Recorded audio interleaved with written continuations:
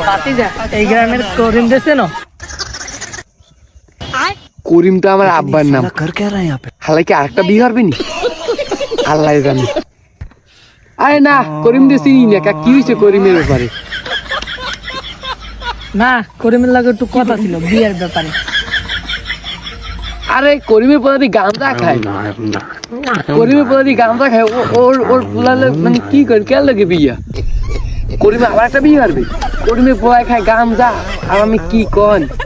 দূর মেয়া জান না নাইগুলোই যান নাইকি সুন্দর আছে না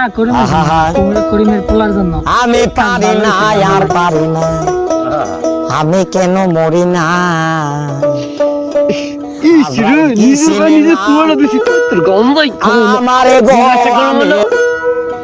আমারে